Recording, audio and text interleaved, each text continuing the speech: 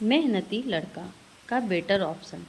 जीवन में संघर्ष कर चमकने वाले हीरे होते हैं ऐसे बच्चे।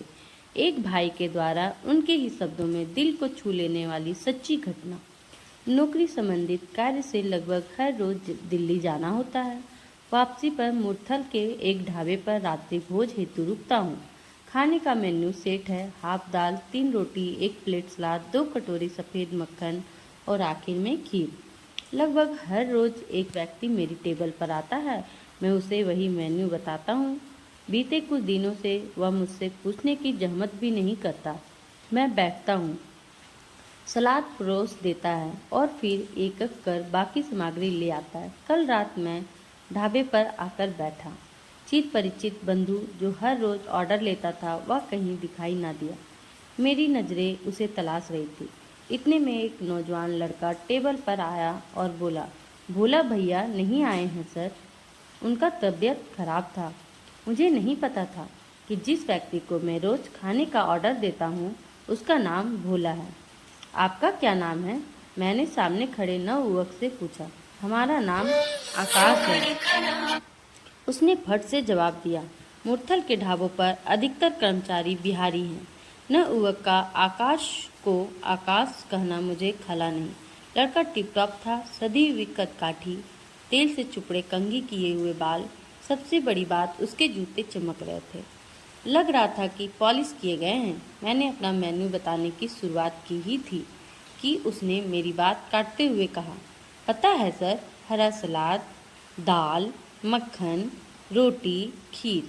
मैंने उसकी ओर देखा, मुस्कुराया और कहा, पता है तो ले आइए। भूख के मारे जान निकल रही है। वह किचन की ओर चला गया। कुछ ही समय बाद वापस आया, बोला, सर डोंट माइंड, एक बेटर ऑप्शन है। मैं एक क्षण अवाक रह गया। Don't mind? Better option?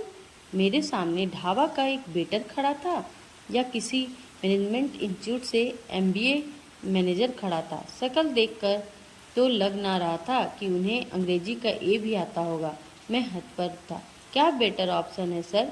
मैंने व्यंग्यात्मक लहजे में पूछा। लड़के ने मेन्यू कार्ड उठाया, बोला, आप वेज थाली लीजिए सर, इसमें दाल है, 2 सब्जी है, पुलाव है, सलाद है और मीठा में खीर भी है। और सर ये थाली आपको आपका मेन्यू के मुकाबले 20% सस्ता पड़ेगा। लड़का एक सांस में कह गया, पहले डोंट माइंड, बेटर ऑप्शन यानी अंग्रेजी और फिर 20% यानी मैथमेटिक्स। अबे कौन है ये लड़का? ध्यान से देखा तो वाकई बिल में 20% का अंतर भी था। उम्र के 42 बसंत देख चुका हूँ, खत पढ़ लेता हूँ, मजनू लिफाफे खोले बिना। क्या करते हो? मैंने प्रश्नवाचक निगाहों से उससे पूछा। यही काम करते हैं, उसने जवाब दिया। इसके अलावा क्या करते हो? मैंने पूछा। यूपीएससी की तैयारी कर रहे हैं सर। दिन में दिल्ली रहते हैं, ढाबा पर नाइट ड्यूटी करता हूँ। आत्मविश्वास भरी आवाज़ में उसने जवाब दिया। बेटर ऑप्शन ले आओ। मैंने मुस्कुराते हुए कहा, खाना आया।